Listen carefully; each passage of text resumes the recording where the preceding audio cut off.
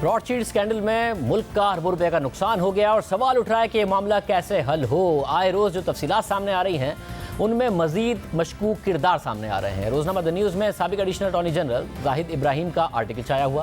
اہم بات یہ ہے کہ زاہد ابراہیم نے تحریک انصاف کی حکومت میں جسٹس فائز عیسیٰ کے خلاف ریفرنس دائر ہونے پر استعفیٰ دے دیا تھا۔ ان کے آرٹیکل کے مطابق براڈ شیٹ کے معاہدے سے ظاہر ہوتا ہے کہ براڈ شیٹ سے معاہدہ کرتے ہوئے اس وقت کے چیئرمین نیب جنرل امجد کو اس بات کی پرواہ ہی نہیں تھی کہ ٹروو نامی کمپنی مئی 2000 میں رونلڈ روڈمن نامی وکیل نے رجسٹرڈ کی تھی، جنہیں امریکہ میں بددیانتی کی وجہ سے وکالت سے روک دیا گیا تھا، اور بعد میں براڈ شیٹ اسی ٹروو کی نامزد کمپنی کے طور پر قائم ہوئی۔ اور براڈ شیٹ سے نیب کا جو معاہدہ ہوا، اس معاہدے میں گواہ کے طور پر نیب ہی کے پروسیکیوٹر جنرل فاروق آدم بھی شامل تھے، جنہوں نے بعد میں براڈ شیٹ کو ایک کنسلٹنٹ کے طور پر جوائن کر لیا اور آربیٹریشن کے معاملے پر براڈ شیٹ کے حق میں گواہی بھی دے دی۔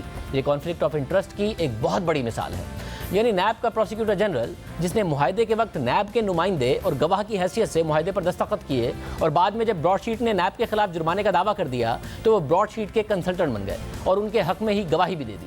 اپوزیشن کہہ رہی ہے کہ جب نیب کا معاہدہ ہوا تھا تو اس وقت فاروق آدم نیب کے پروسیکیوٹر جنرل تھے اور جسٹس ریٹائرڈ عظمت سعید ڈپٹی پروسیکیوٹر جنرل تھے، اس لیے جسٹس عظمت سعید کو اس معاملے سے پیچھے ہٹنا چاہیے۔ مگر حکومت کہہ رہی ہے کہ اب تو $100 ملین واپس لائیں گے، شریف خاندان کی مزید جائیدادیں سامنے آئیں گی اور تحقیقات جسٹس عظمت سعید ہی کریں گے۔ اس حوالے سے بات کریں گے، ہمارے ساتھ سابق ایڈیشنل اٹارنی جنرل زاہد ابراہیم موجود ہے۔ ابراہیم صاحب بہت شکریہ، آپ نے بھی اس حوالے سے لکھا ہے، تفصیلی اس معاملے کو دیکھا ہے۔ آپ کے خیال میں اس معاملے کا سب سے بڑا مجرم کون ہے؟ سب سے بڑا مجرم میرے خیال سے وہ لوگ ہیں جنہوں نے یہ براڈ شیٹ کے ساتھ یہ معاہدہ کیا، پھر اس کو خفیہ طریقے سے سیٹلمنٹ کی کوشش کی گئی، اور وہ سیٹلمنٹ اتنی بوندی طریقے سے کی گئی کہ آپ نے دیکھا بھی نہیں کہ آپ جس کمپنی کو پیمنٹ کرنے جا رہے ہیں اس کے ساتھ آپ کا کوئی معاہدہ ہی نہیں تھا۔ یہ آربیٹریٹر اپنے ایوارڈ میں کہتا ہے کہ یہ تو بڑی عجیب سی بات ہے کہ حکومت پاکستان کے وکیل نے یہ تک نہیں دیکھا کہ وہ کس کے ساتھ معاہدہ کرنے جا رہے ہیں، کس کو پیمنٹ کرنے جا رہے ہیں، اور $1.5 ملین کی رقم ادا کر دی گئی۔ اور دیکھیں ابھی تو ہم سارا فوکس ہمارا براڈ شیٹ پہ، کوئی یہ سوال پوچھ ہی نہیں رہا کہ IAR یہ ایک دوسری فرم تھی، اس کو تقریباً $2.25 ملین بھی پے کیے گئے۔ IAR کو کیوں یہ پیسے پے کیے گئے، ان کے ساتھ کس وجہ سے سیٹلمنٹ کرنی پڑی؟ یہ سارے سوالات ہیں جن کے جواب اب ہمیں خریدنے ہوں گے اور معلوم کرنا پڑے گا کہ اس کے پیچھے کیا وجوہات تھی۔ حکومت کا ایک اور کانفیڈنس ہے کہ جی $100 ملین کیلکولیٹ کر کے جو $20 ملین کی پینلٹی پڑی ہے، اس کا مطلب ہے کہ شریف خاندان کے $100 ملین کے اثاثے ثابت ہو گئے اور اب وہ ہم ہر حال میں واپس لے کر آئیں گے۔ یہ پاناما 2 ثابت ہوگا۔ آپ کے خیال میں وہ واپس آئیں گے اب جب کہ یہ فیصلہ آ گیا؟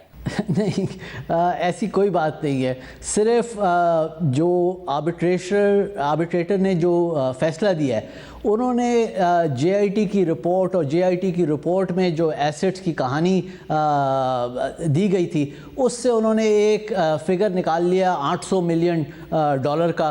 $800 ملین کو آربیٹریٹر کہتا ہے کہ اگر میں اس کو ڈسکاؤنٹ بھی کر دیتا ہوں تو $100 ملین تو ہوں گے۔ بھئی میں کہتا ہوں اگر یہ پیسے $100 ملین ہیں تو بڑا آپ کے لیے آسان طریقہ ہے۔ آپ نے جس طرح سے UK میں ان کی نیشنل کرائم ایجنسی ہے، ان کو کہیں کہ دس از ان ایکسپلینڈ ویلتھ آرڈر پاس کریں اور یہ پیسے کو سیز کریں۔ اور اس کا آپ کے پاس ایک اس سے پہلے ہو چکا ہے، جو ملک ریاض صاحب کے کیس میں $160 ملین حکومت پاکستان نے فریز کروائے اور پھر وہ پاکستان آ گئے۔ تو اگر یہ پیسے ایگزسٹ کرتے ہیں تو پھر ضرور واپس لے کے آئیں، اس کے تحت کارروائی کیوں نہیں ہو رہی؟ اس سارے معاملے کی تحقیقات کیسے ہو سکتی ہے؟ اپوزیشن نے جیسے عظمت سعید کا نام مسترد کر دیا، حکومت کہہ رہی ہے وہی تحقیقات کریں گے، اپوزیشن کہہ رہی ہے پارلیمنٹ کرے۔ کیسے ایک فیئر انداز میں اور نیوٹرل انداز میں اس کی تحقیقات ہو سکتی ہے؟ طریقہ کار تو صرف ایک ہی ہو سکتا ہے، جو ایسا طریقہ کار ہو جو پالیٹکس سے بالا تر ہو، جس پہ کوئی آپ انگلی نہ اٹھا سکیں۔ ایسے لوگوں کو آپ چنیں جن کی انٹیگریٹی، جن کے انڈیپینڈنس کو آپ ٹرسٹ کرتے ہیں، اور ضروری نہیں ہے کہ اس میں 4-5 لوگ ہو، 1 آدمی 2 آدمی کا بھی کمیشن بن سکتا ہے، لیکن اس کے TORs تو اس طرح سے ہونے چاہیے جو اس کی صحیح تحقیقات کرے۔ یہ نہ ہو کہ TORs اس طرح سے ہوں جس سے اس معاملے کو بند کرنے کی کوشش کی جائے۔